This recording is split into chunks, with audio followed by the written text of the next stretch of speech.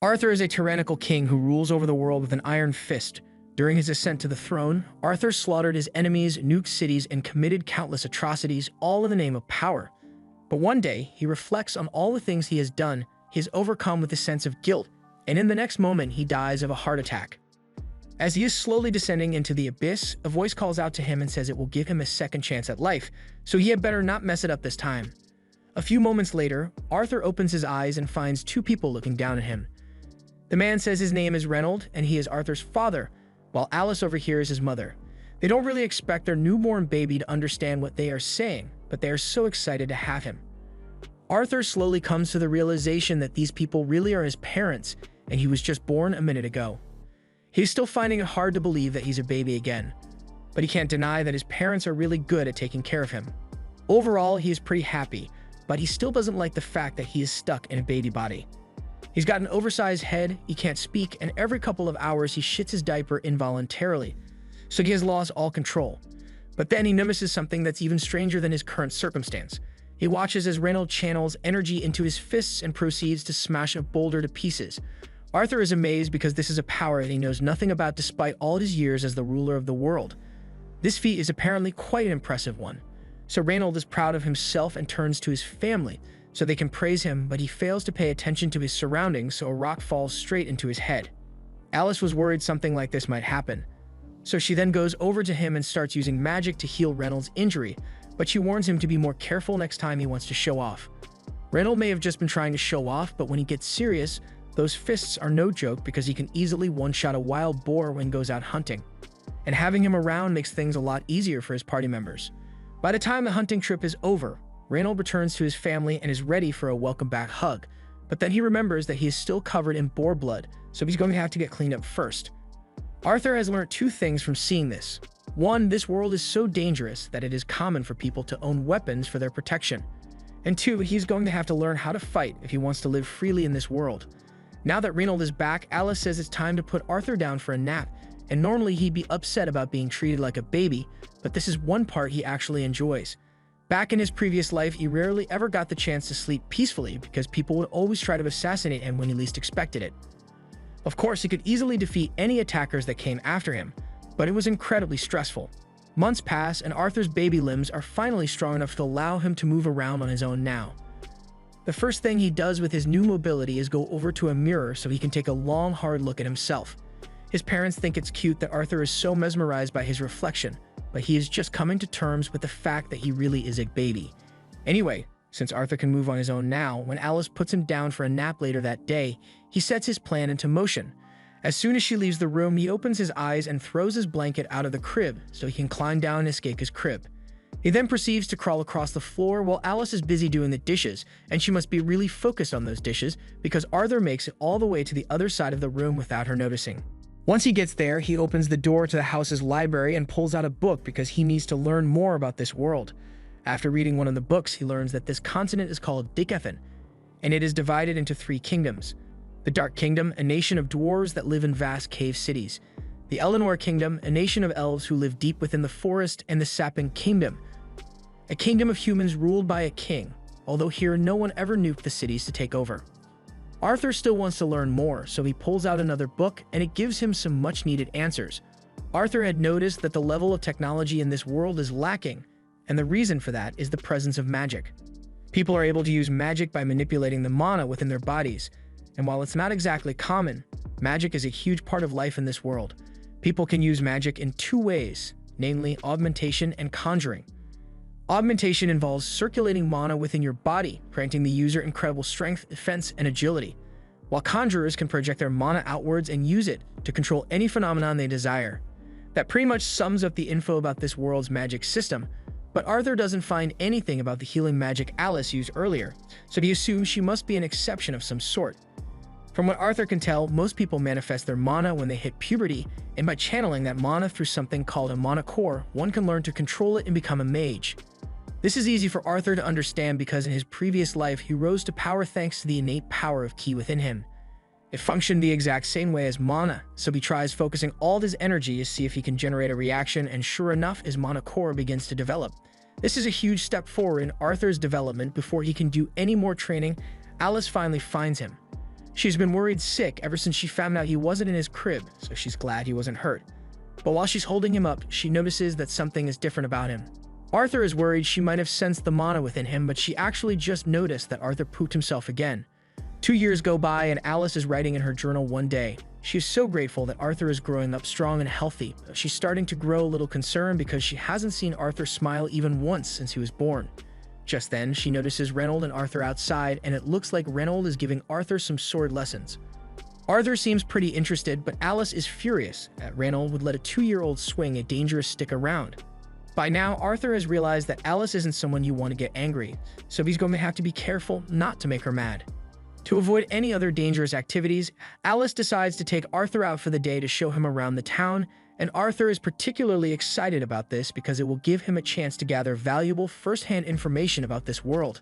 He can discern the level of this nation's technology by looking at the weapons that are sold to the general public, and he also gets to see various substances that he has never encountered before.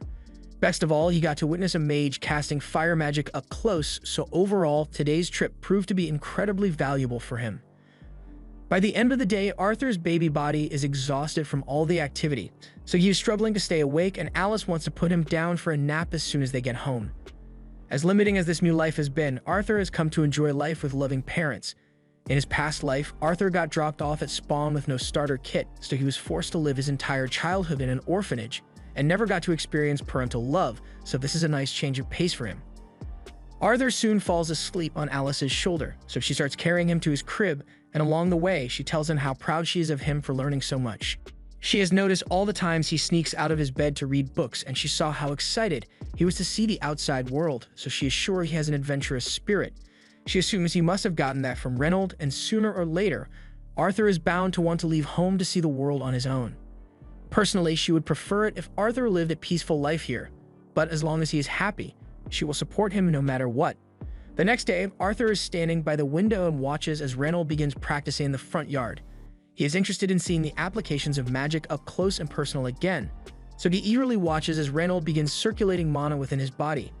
Eventually, rocks begin to fly up from the ground, and Reynold makes it seem like it's the greatest thing in the world, but in reality, it is pretty pitiful. This is the limit of Reynold's skill when it comes to conjuring, but that's because Reynold's specialty is augmentation, so his magic is much more efficient when he sticks to using it within his body.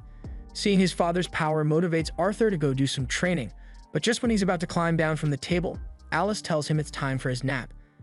Arthur still can't speak yet, so he starts whining as they pass the bookshelf, but Alice tells him he needs to take a nap, so there's no time for books right now. Normally, there would be nothing Arthur could do about this, but he recently learned a legendary technique: pouting. Arthur has mastered the art of weaponizing his cuteness as a baby, so even though Alice still wants to put him down for a nap, she eventually relents and just lets him read his book. Once Arthur is alone, he begins practicing with his mana core, and over the past 2 years, he has managed to get pretty good at it.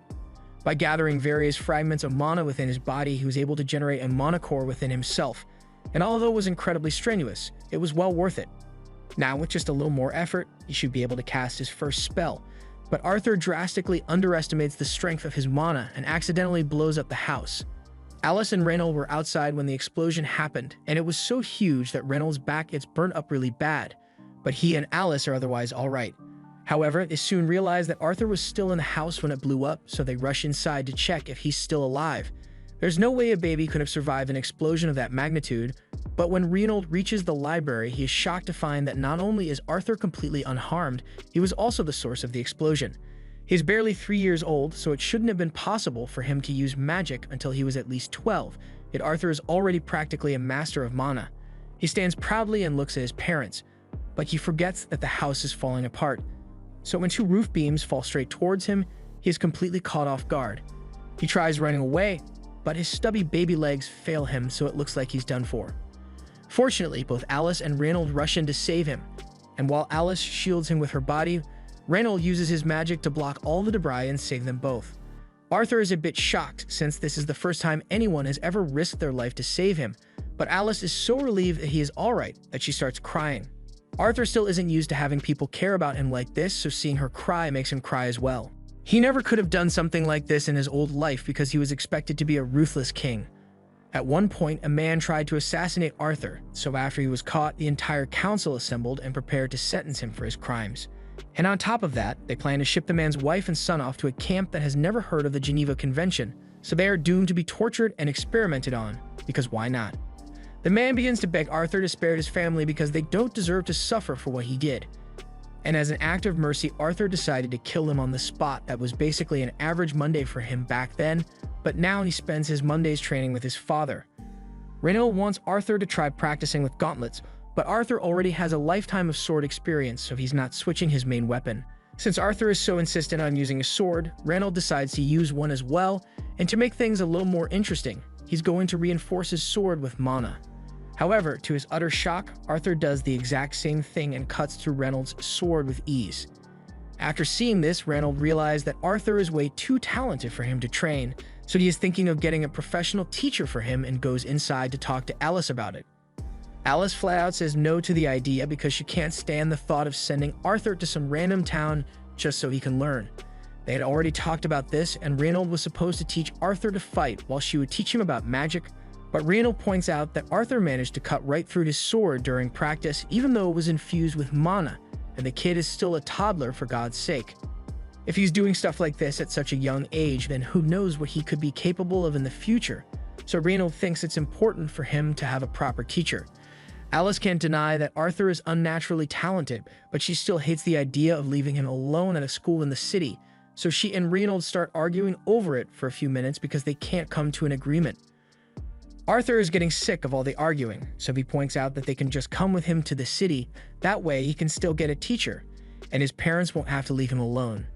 The two of them hadn't realized that was an option, but it solves all their problems, so they think it's a great idea. So they immediately start making preparations for the journey, and the next day, a carriage arrives to take them to the city. They will be traveling with some of their old friends, and Arthur recognizes them because they are the ones who helped Alice and Reynold rebuild the house after he blew it up. They are all in a party called Twin and Horns, and the leader, Adam, introduces himself to Arthur. Angela introduces herself as well while simultaneously introducing Arthur to her chest and nearly choking him out. And Alice is happily watching it happen. Luckily, before Arthur passes out, Durden gets him away from Angela and introduces himself as well. But he is a bit more gentle and just gives Arthur a high five. Arthur then notices a girl standing on top of the carriage, and you know she's trying to Aura farm because there's no reason to be standing on the carriage right now. She doesn't say anything, so the others tell Arthur that her name is Jasmine, and the final member of the team is Helen, the archer. Since the introductions are finally done, the group needs to get moving, so they all climb into the carts and head out. Along the way, Alice asks Arthur if he is excited about his first big trip, and Arthur says yes, but internally he is thinking about how primitive this world is. They still use horse-drawn carriages to travel here. While in Arthur's old world, he had an entire fleet of flying cars he could use at any time. After traveling for most of the day, the group decides to take a break for lunch, so they set up camp, but as soon as they stop, they are attacked by wolves. Although these wolves are pretty dumb because they didn't even try to surround the group, they just charged straight in and got bodies by the team of adventurers in an instant. Arthur finds the whole display interesting since this is the first time he has seen real combat in this world, and he intends to become strong enough to handle threats like that on his own soon. Since they got a lot of dead wolf meat now, the group decides to cook it for dinner tonight, but they got no spices, so it's just gonna be plain grilled meat. Just then, Alice notices that Reynolds' arm is slightly injured, so she offers to heal it for him, but before she does, Jasmine tells her to wait a moment.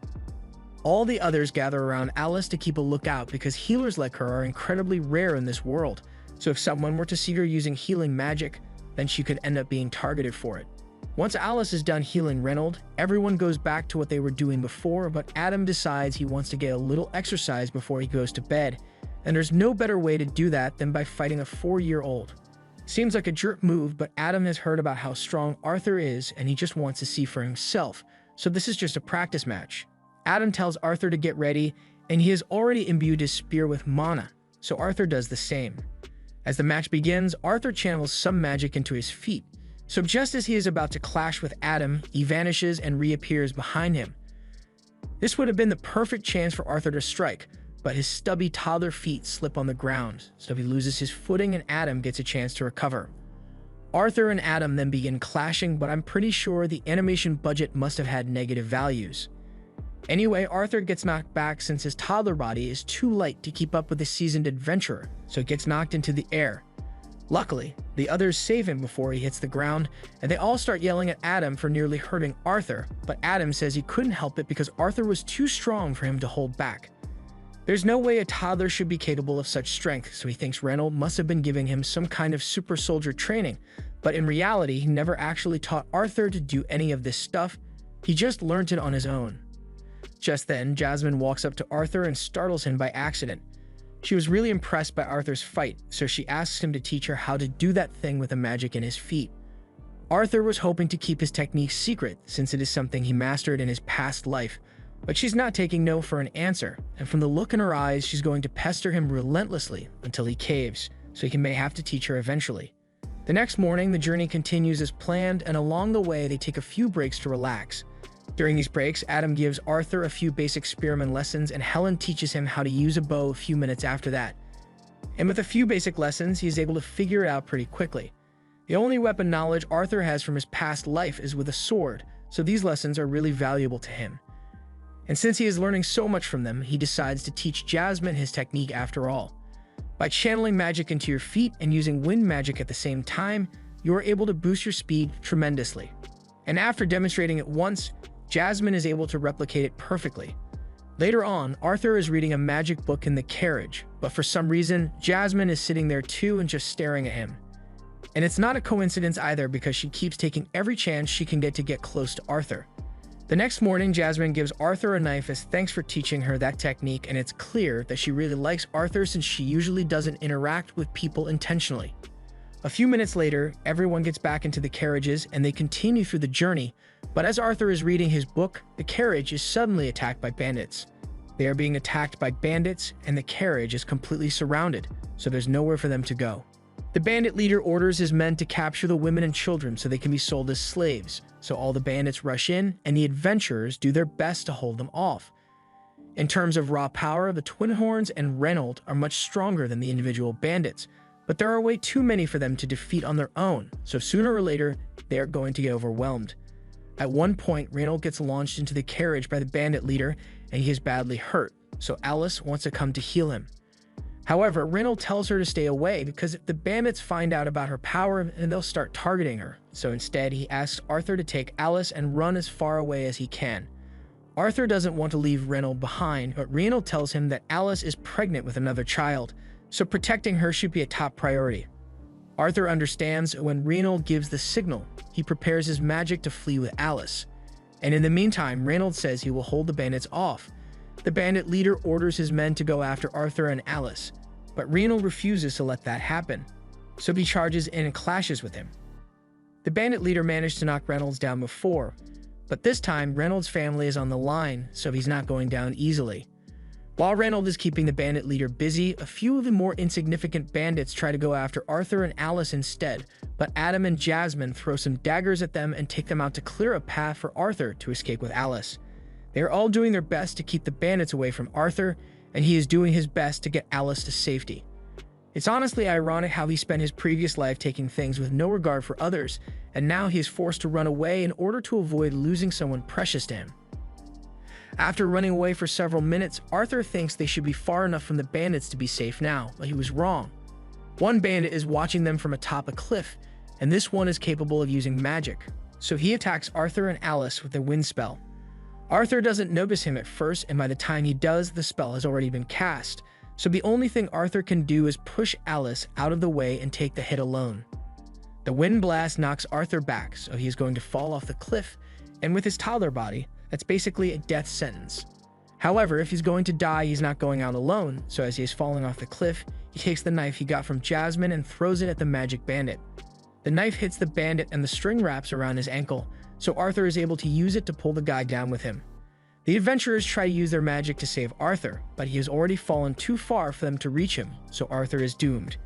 As he falls to his inevitable death, Arthur looks back on his life, and even though he is going to die, he is filled with a strange sense of peace because he knows he managed to protect his precious family. He finally understands why that man in his past life was so desperate to protect his family. Arthur didn't even think twice about sacrificing himself to save Alice, and while he doesn't regret his actions at all, he still wishes he could have survived to live with them a little longer. After that deadly fall, Arthur somehow manages to get out of the river and make his way into a cave. However, he comes face to face with a terrifying monster, and he's starting to regret coming here for shelter. He tries to sneak attack the monster to increase his chances of survival, but the monster simply smacks him out of the air and tells him to calm down. It tells Arthur that it isn't evil and just wants to be friends, but the last time a stranger said that to me, I ended up in the back of a van, so I'm not sure Arthur should trust it. In any case, he is still badly wounded and his injuries aren't going to recover unless he eats something, so the monster starts picking fruits off the cave wall. It tells Arthur to eat the fruits, but he doesn't trust the random wall fruits, so he's about to get up to talk his way out of this. But just then, his injuries finally catch up to him, so as he tries to get up, he hears something snap and starts crying his eyes out. The monster tells him to stop crying because it's a miracle that he survived that fall in the first place. Arthur has a lot of things he wants to ask, but the monster tells him that it won't answer his questions unless he eats the fruits.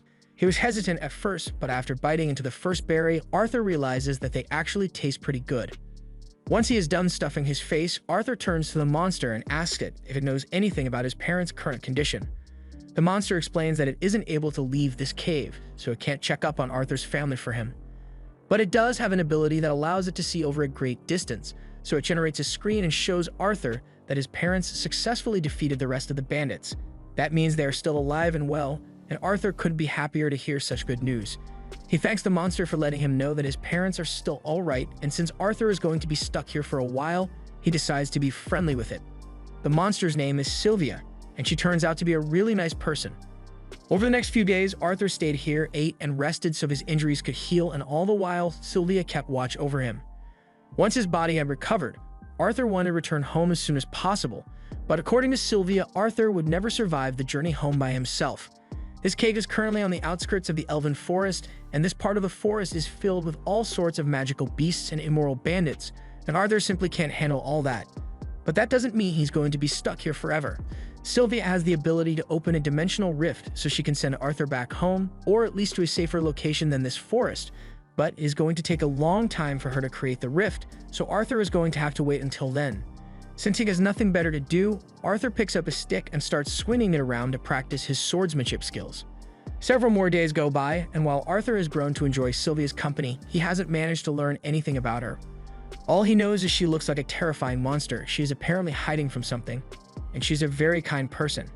After Arthur is done with his sword training for the day, he heads over to a rock and sits down so he can start training his mana. Sylvia is impressed that a child as young as Arthur already has a mana core, but she's sure that he never learned how to do this. She stretches out her hand and a large quantity of mana begins pooling in her hand. Arthur is amazed because Sylvia is basically accumulating mana while she's casting her spell, and if Arthur were able to learn such a thing, then he would undoubtedly become incredibly strong. With that said, before Sylvia even offers to teach it to him, she asks Arthur what he plans to do with the power he will gain from learning this technique. Arthur had never really considered it before, but now that he thinks about it, he recalls how his family and friends were all nearly wiped out because of some bandits.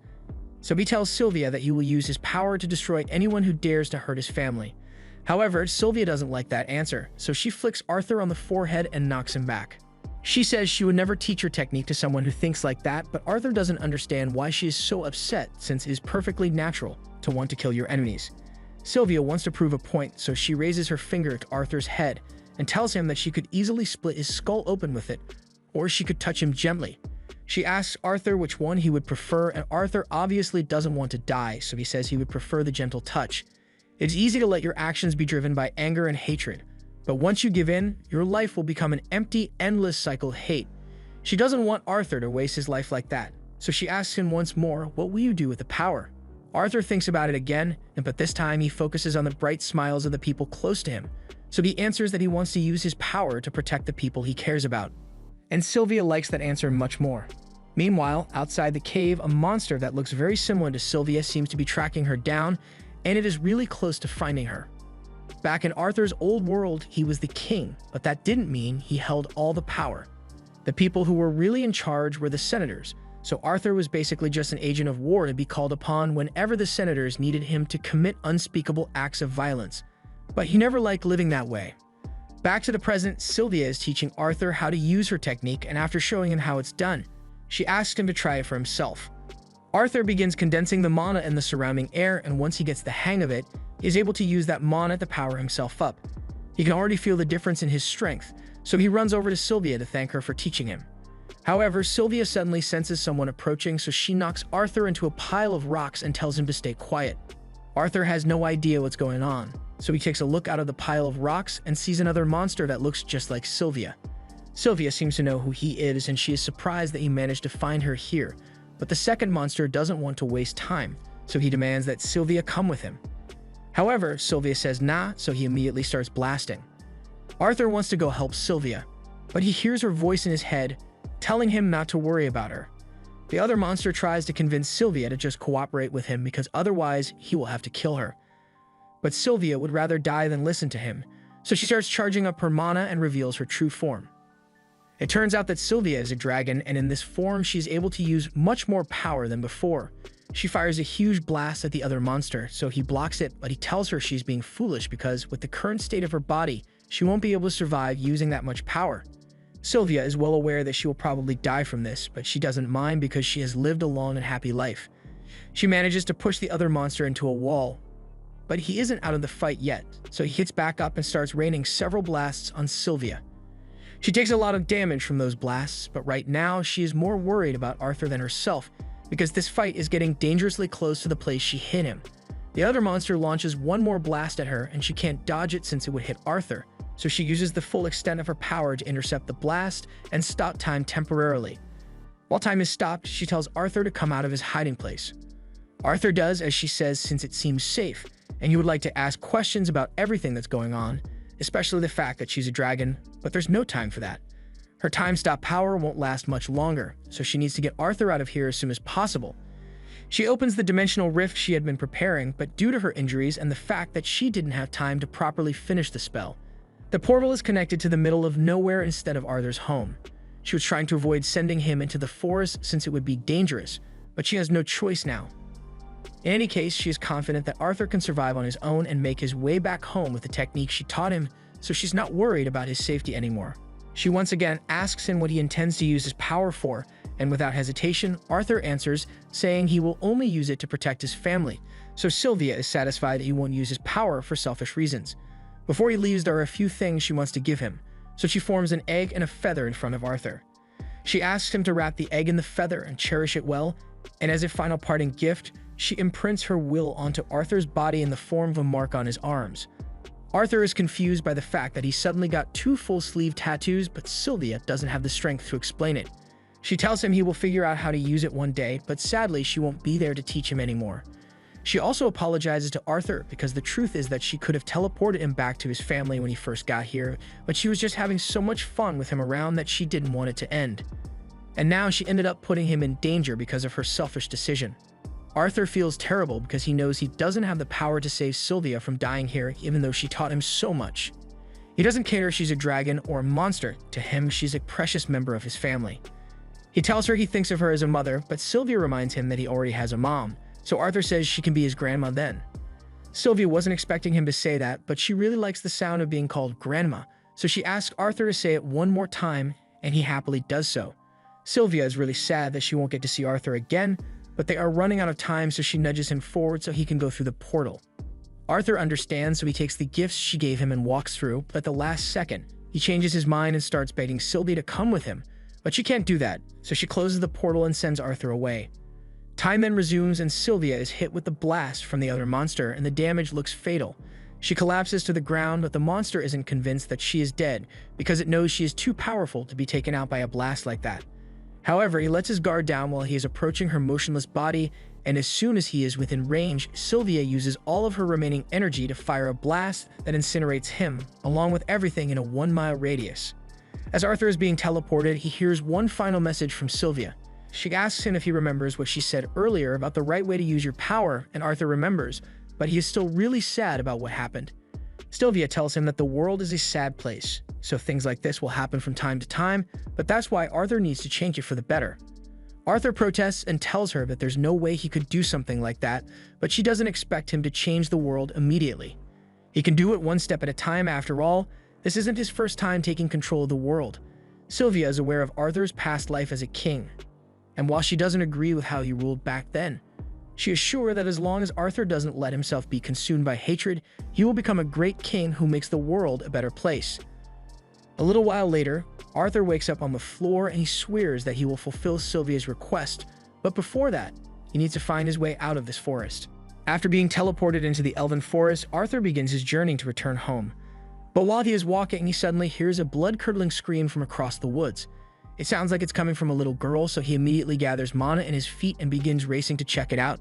He jumps up into a tall tree for a good vantage point, and once he is up there, he can clearly see a group of bandits kidnapping a little girl. She tried getting away from them, but the bandits have already grabbed her and are covering her mouth to stop her from screaming anymore. Since the girl is an elf, they plan to sell her as a slave on the black market for a huge profit as soon as they leave the forest, so they tie her up and stuff the girl in the back of their carriage. As Arthur watches the whole thing unfold, he has flashbacks to the moment he and his family were attacked by bandits as well. He recalls hearing the bandits mention something about keeping him and the women in the group alive so they could be sold as slaves later, and it really pisses him off. The first thought that comes to mind is that he should slaughter all the bandits for committing such a heinous crime, but he remembers what Sylvia told him about controlling his rage, so he takes a moment to think and calm down. He realizes that if he attacked right now, it would put the girl's life in danger, so he decides to be patient and wait for the right chance to strike. All the bandits get in their carriage to start riding out of the forest, and Arthur follows them closely from the shadows. By nightfall, the bandits are forced to take a break and set up camp since they can't travel in the dark, and Arthur is contemplating whether he should continue following them until they get to a human town or attack them now. But then he overhears the bandit talking about how his favorite race is elves, so Arthur realizes he can't risk leaving them alone with the girl any longer. However, he still needs to wait for it to get dark before he makes his move, so Arthur sits down and starts meditating to prepare himself for all the murder charges he's about to catch. Once it is sufficiently dark, Arthur opens his eyes and begins planning his attack. He notices that the bandits have a group of horned wolves on a leash, and he finds it odd that the wolves are obeying a group of humans with no resistance. He takes a closer look at them and realizes that they are wearing magic collars to force them to be obedient, and he can use this to his advantage, so he throws a couple of rocks at the wolves to rile them up. The bandits hear their wolves howling over there, and the leader orders one of his men to hurry up and go shut those damn wolves up. The bandit immediately gets up and kicks one of the wolves in the neck to get it to stop barking, and the second the bandit is distracted, Arthur seizes the opportunity. He summons a mana blade before jumping down behind the bandit, and within a few seconds, the bandit has been slashed to death. Arthur then takes the bandit's weapon, and as another one comes to check what all the commotion is, Arthur jumps on his back and slits his throat. That's 2 bandits down already, but Arthur's body is already getting exhausted, so he needs to end this quickly. Just then, another bandit comes to check why the other 2 are taking so long, so Arthur tries to insta-kill this one as well, but unfortunately, he missed the vital organs, so the guy screams and alerts the other bandits of Arthur's presence. The bandit leader realizes that Arthur is a mage, so he knows this isn't going to be an easy fight, but he also doesn't want to kill Arthur because selling a mage kit on the black market would earn him even more money than the elf girl. The bandit leader begins channeling magic into his arms and swings at Arthur. So Arthur jumps back and tries to counter with a kick, but the bandit leader managed to dodge. Arthur tries to catch him off guard by throwing his knife at him, but the bandit catches it and uses it against him. As a result, Arthur is knocked to the ground and the bandit lifts him up by the ankles to taunt him. He tells Arthur he is no match for an adult when it comes to strength, and Arthur realizes that the bandit is right, so he decides to attack with his magic instead. He casts a fireball right on top of the bandit's knee, and while he is screaming out in pain, Arthur stabs him in the head with his knife. Now, all that's left is to finish off the bandit that Arthur injured earlier, and once he is dead, Arthur goes to check on the girl in the carriage. The girl was blindfolded the entire time and she has no idea what's going on, so Arthur tells her he has taken care of all of the bandits, so she is safe now. Her name is Tessia, and as Arthur leads her out of the carriage, he tells her she can go home, but Tessia suddenly notices some blood on Arthur's hand and she gets really worried about him. Arthur realizes that it's normal for children to be horrified at the sight of blood, so it might not be a good idea to let her see all the dead bodies on the floor. He asks Tessia to wait over here for a minute and goes to cover up all the bandit bodies with a tarp. She asks Arthur what happened to the people that kidnapped her, and Arthur doesn't want to admit that he killed them, so he just says they got into a bit of an accident, so they won't be bothering her anymore. The girl doesn't seem to have any more questions, so Arthur gets her stuff out of the bandit carriage for her and says goodbye because he needs to continue heading home. However, Tessia grabs his arm and begs him to stay because she doesn't want to be left alone. If Arthur leaves her here by herself, she might get eaten by tree ghosts or something. He asks her if she knows how to get home, and she does know the directions, but she has no idea how long it will take to get to her village. Arthur doesn't like the idea of taking the detour, but he also knows there's no chance that Tessia will make it home alive if he doesn't help, so he ends up agreeing to escort her back home. Arthur looks over at the wolves that the bandits captured and he briefly considers using them for transportation, but he has no idea how to maintain control over a wolf, so he wants to just leave them behind. However, Tessia says they should at least remove the magic collars on the wolves so they can return to the forest. Arthur warns her that the wolves might attack once she removes the collars, but she thinks she'll be fine since she hasn't done anything to anger them. And as a resident of this forest, it is her job to take care of the creatures that live here. She eventually takes the collars off the wolves, and sure enough, the wolves peacefully walk back into the forest. The next morning, Arthur and Tessia begin walking in the direction of the elf village, and after a while, they take a break to eat. Arthur cooks up a little stew and tells her she has to eat it because she'll need the energy for the long journey ahead. Tessia thinks the stew smells weird, but Arthur isn't exactly a world-class chef. It's literally made out of nothing but dried meat and salt, so it doesn't taste good, but it's better than nothing. Tessia asks Arthur why he came to the Elshire forest in the first place, since it's rare for humans to come here, much less a lone child.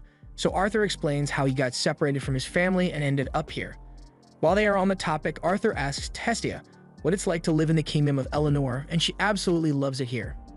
Although her parents are often busy with work, she spends most of her time with her servant and her grandfather. They continue their journey, but since Tessia doesn't know how far away her village is, it's hard to gauge how long this journey will take. And to make matters worse, those wolves that Tessia released have been following them for a while now, so Arthur is really wishing he had just killed them from the start. That night, Arthur decides to stand guard outside the tent to make sure the wolves don't attack him and Tessia while they are sleeping, but after a while, Tessia pokes her head out and asks Arthur to come to bed. Arthur tells her that he's not sleepy, so he's going to stand guard out here, but she's way too scared to be alone, so she pleads with him to come inside the tent with her. Arthur eventually gives in, so he decides to just keep watch from inside the tent for Tessia's sake. She's trying to pretend that she's not scared, but she also demands that Arthur stay by her side at all times. Before she goes to bed, she wants to learn a little about the human kingdom, so she asks Arthur if it's true that all humans are perverts who marry multiple wives. Arthur is surprised to hear Tessia say that and asks where she heard it from, so she explains that her grandfather told her. Arthur can't deny that people like that exist, especially in the Greer family, but for the most part, humans are modest people.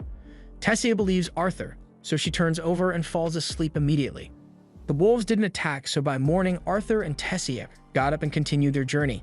Tessia has really been warming up to Arthur over the past few days, and now that she has had a chance to forget about the slave traders, she seems a lot happier. Although she is still pretty hopeless when it comes to survival skills because she can't even cross a creek on her own, so Arthur has to carry her across. All of a sudden, Arthur is hit with a strange throbbing pain in his chest and he has no idea what's wrong with him. Tessia worriedly runs off to go find some medicinal herbs that might help, but Arthur doesn't think this is a regular illness. While he's propped up against a tree, the wolf from before shows up, and Arthur is starting to panic because he is in no condition to fight it off if it decides to attack right now. Tessia soon returns with the herbs, so Arthur warns her to stay away because the wolf might be dangerous. But to his surprise, the wolf just drops a dead pig in front of Arthur and walks away. Arthur is confused by what just happened, but Tessia assumes the wolf was trying to thank him for his help earlier. That night, Arthur and Tessia set up camp and enjoy some roasted meat by the fireside. This tastes a lot better than the stew, so Tessia really enjoys it. And while she was searching for medicinal herbs earlier, she happened to find some mushrooms, so she offers some to Arthur. But he probably shouldn't have accepted the strange mushrooms because it gave him a bad case of diarrhea. After Arthur is done emptying his guts, he is really tired, so he is seconds away from passing out, but Tessia keeps talking to him. She is telling Arthur about how her grandpa used to read her storybooks about the human and dwarven kingdoms, so she always wanted to visit those places, but she was never allowed to since elves don't trust people from the other races. Just then, Tessia realizes that Arthur hasn't been listening to a single word she said, but she knows he's just sleepy, so she covers him with a blanket and wishes him a good night. The next morning, the two continue their journey, but the pain in Arthur's chest is getting worse. Tessia apologizes for not being able to help, but Arthur tells her it's not a big deal. Changing topics, Tessia asks Arthur if it's alright for her to call him Artie since she thinks of him as a friend. After all, they spent so much time together, and the two of them have gotten really close. Arthur says he doesn't mind being friends with her, and Tessia is surprised that he didn't react much. Arthur then jokingly swears to cherish every moment that the great Lady Tessia thinks of him as a friend, but that makes her upset, so she tells Arthur to stop acting so childish. Arthur thinks it's funny that she would say that when she was the one begging him to stay by her side at all times because she was scared, but Tessia says that's an entirely different thing. Jokes aside, now that Arthur thinks about it, Tessia is the first friend he has ever made. Even in his old world, people were so scared of him that he never truly had anyone whom he could call a friend till now. Just then, Tessia spots something that looks familiar, so she tells Arthur to come take a look. Arthur comes over expecting to see a cool-looking stick or something, but to his surprise, he is standing in front of a huge tree with a portal in the middle of it. Tessia tells Arthur that this is the entrance to Elf Village, so she extends her hand and tells him to come with her. Unfortunately, the elves still really hate humans, so the second Arthur sets foot in the Elf Village, he is apprehended and held at blade point.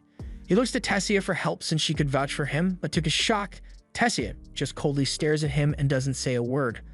Upon seeing this, Arthur thinks Tessia must have set him up to be killed, and he can't believe he was foolish enough to believe anyone would actually want to be friends with him. After all, he has already suffered countless betrayals in his past life before.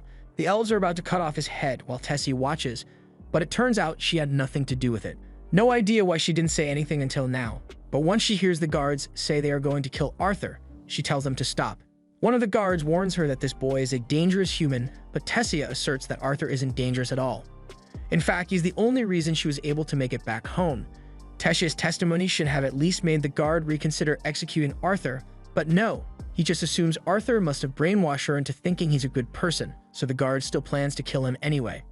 However, before he could do that, a man appears before them and demands that they let the boy go. His name is Varian, and he is Tessia's grandfather, as well as the former king of the elf tribe, but he is much more reasonable, so he believes Tessia when she says Arthur saved her. He also apologizes to Arthur for treating him this way when he went through all this trouble to save Tessia, but it was pretty suspicious that the missing princess happened to show up with a random human boy.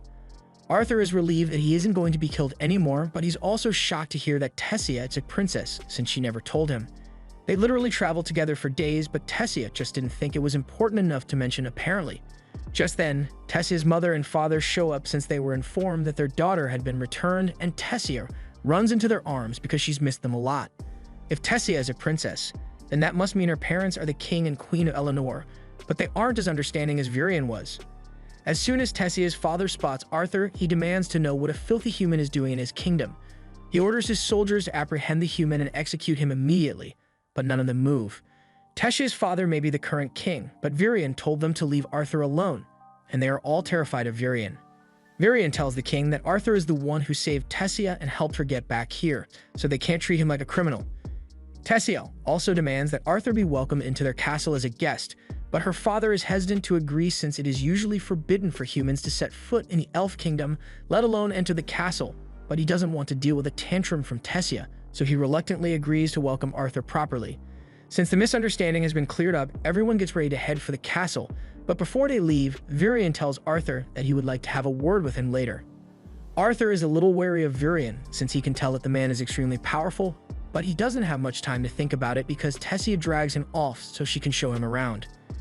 This is the first time Arthur has ever seen the elf kingdom, so he is amazed by how different it is from the human kingdom. But the prejudice against humans is still strong since all the elves apparently stopped what they were doing just to stare at Arthur while he walks to the castle with Tessia. However, no one says anything to offend him since he is officially a royal guest now. The only one who treats him kindly is Tessia, but Arthur is still trying to figure out why Tessia took so long to intervene when the guards were about to kill him. Just then, the pain in Arthur's chest comes back, and it's still getting worse by the day, but he still doesn't know what's causing it. After they arrive at the castle, Tessia is greeted by all her servants, and she instructs them to treat Arthur with care and respect regardless of the fact that he's a human. And now that that's done, she asks Arthur if he wants to go play with her, but before that, Arthur says he needs to go talk to her parents because they probably want to hear the details of what happened to Tessia and how they got back. They all head into the meeting room, including Tessia, because she doesn't want to be left out, and since they are going to be having a chat, Tessia suggests they should get some snacks. This has practically turned into a tea party, but they still have things to discuss, so Tessia's father decides to formally introduce himself. His name is Alduin, and as Arthur knows, he is the king of Eleanor. His wife's name is Muriel, and his father is Varian. Arthur introduces himself as a humble commoner from the kingdom hat of Sepin. and he is well aware that a human like him would normally never be allowed to set foot in Eleanor, let alone meet with the royal family, so he appreciates their accommodation. Alduin is surprised that Arthur behaves so maturely despite being a child, but more importantly, he wants to know exactly what happened with Tessia and how she went missing. Arthur explains everything that happened with him getting separated from his family during a bandit attack and ending up in the Elven Forest, although he left out the part about meeting Sylvia in the cave. Then he gets to the part where he meets Tessia and explains that he found her while she was being kidnapped by slave traders. Alduin is enraged that humans dared to try selling Tessia into slavery, but Arthur reminds him that elves have also committed the crime of slave trading, so it isn't exclusive to humans. That aside, Virion asks Arthur how he managed to rescue Tessia from the slave traders, so he explains that he killed them all. Upon hearing this, one of the guards starts yelling that there's no way a mere child could have killed slave traders on his own, but Virion tells him to shut his mouth unless he wants to lose his job. Arthur doesn't look like he's lying, so Alduin says he believes him. And now that everyone understands what happened, Arthur has a request he would like to make. As he already told them, he got stranded in this first after being attacked by bandits, so he would like them to help him get back home.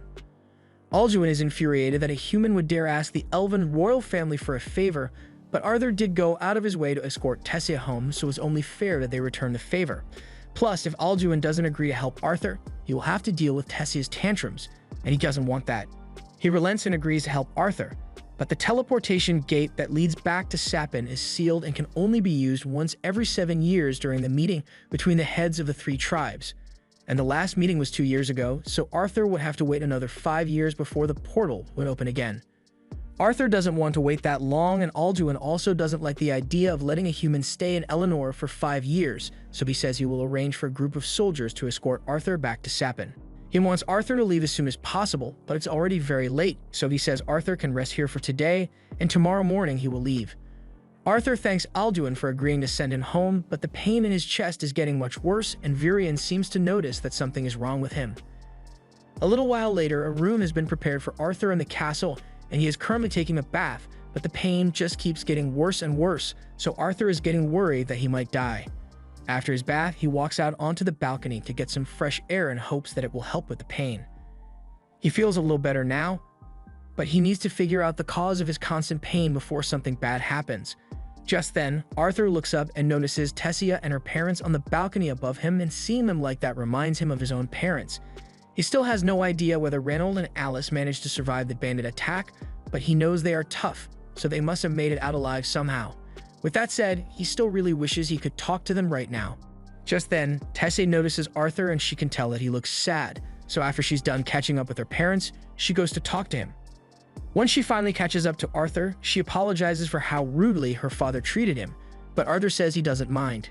He understands why Alduin would behave like that since there have been decades of wars between the elves and the humans, so of course it would be hard for him to trust a human, especially when his daughter is involved. Bringing up the topic of parents reminds Arthur of the fact that he is far away from his parents and he is worried they might not be happy to see him. After all, the whole reason they went on a trip was for Arthur's sake, so they might blame him for the whole thing. He also blames himself for not being able to protect his family from the bandits and getting separated from them. But then Tessia grabs his face and starts shaking his head. She doesn't know much about Arthur's parents, but if they are anything like hers, then she is sure they will be happy to see Arthur once he finally returns. Just then, the corridor is filled with dozens of dazzling fireflies, and amidst the bright light, Arthur starts trying to recall his parents' smiling faces. He has been with them ever since he was reborn into this world, and not once have they ever given him the impression that they didn't love him. So why was he so worried that they might start hating him after what happened? He has been letting his trauma from his past life cloud his judgment with suspicion for a while now. He even suspected Tessia of backstabbing him earlier, but when he looks at her now, all he sees is an innocent girl who would never want her to friend. All of a sudden, Arthur senses a projectile flying straight at Tessia, so he catches it and immediately charges up his mana to attack the assailant. However, to his surprise, the one who attacked Tessia was Virion. Arthur can't believe Virion would attempt to do something as evil as kill his own granddaughter, but Virion tells him he never intended to hurt Tessia. And the projectiles he threw were just a couple of fireflies, so she wouldn't have felt a thing.